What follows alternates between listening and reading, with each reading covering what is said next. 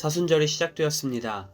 이번 사순절은 세상을 바꾼 24시간, 40일의 영적 여행이라는 책을 중심으로 40일간의 영적 여행을 시작하려 합니다. 죄로 인해 하나님과 단절된 인류를 위해 생명을 주신 예수님의 마지막 날 이야기를 통해 우리의 삶을 돌아보고 예수님의 발자취에 우리의 걸음을 포개어 놓는 영적 여정입니다. 40일 사순절 묵상은 예수님께서 제자들과 함께 잡수시던 마지막 만찬으로 시작해서 죽음과 매장을 통해 절정에 달한 나사렛 사람 예수의 생애의 마지막 날을 탐구함으로 우리를 인도할 것입니다. 이 기간을 통해 예수님과 하나됨으로 부활의 기쁨을 온전히 누리길 소망합니다. 오늘은 사순절 첫날입니다. 오늘부터 40일간 짧은 말씀을 들려드리며 묵상의 시간을 갖고자 합니다. 우리 모든 성도들에게 복된 은혜의 시간 되기를 원합니다. 오늘 묵상할 말씀은 누가복음 22장 7절에서 13절 말씀입니다. 유월절 양을 잡을 무교절 날이 이른지라 예수께서 베드로와 요한을 보내시며 이르시되 가서 우리를 위하여 유월절을 준비하여 우리로 먹게 하라. 여짜오되 어디서 준비하기를 원하시나이까? 이르시되 보라, 너희가 성내로 들어가면 물 한 동이를 가지고 가는 사람을 만나리니 그가 들어가는 집으로 따라 들어가서 그 집 주인에게 이르되 선생님이 내게 하는 말씀이 내가 내 제자들과 함께 유월절을 먹을 객실이 어디 있느냐 하시더라 하라. 그리하면 그가 자리를 마련한 큰 다락방을 보이리니 거기서 준비하라 하시니 그들이 나가 그 하신 말씀대로 만나 유월절을 준비하니라. 아멘. 오늘 묵상의 제목은 만찬을 위한 준비입니다. 예수님의 마지막 24시간을 묵상하는 우리의 여행은 식사와 함께 시작됩니다. 더 정확하게 말하자면 식사 준비로 시작이 됩니다.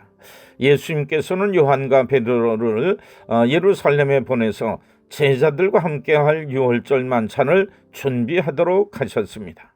이 임무는 장보기, 성전에 쓰일 제사 예물 준비, 음식 준비, 그리고 식탁 준비까지를 포함한 것입니다. 그 당시 이러한 일들은 여인 혹은 종들에게 맡겨졌습니다.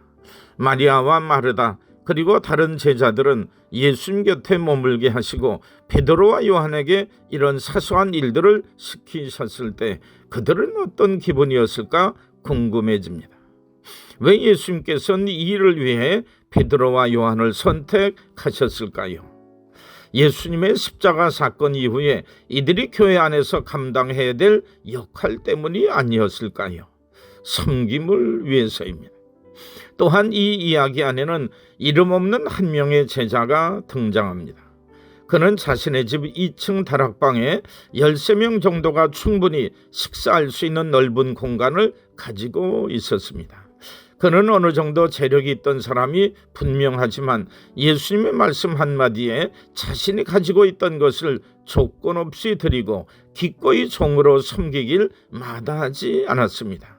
이 다락방은 아마도 예수님의 십자가 사건 이후 제자들이 모였던 곳이기도 하고 오순절날 성령의 기름 부음이 있을 때 120명의 사도가 모였던 곳으로도 여겨집니다.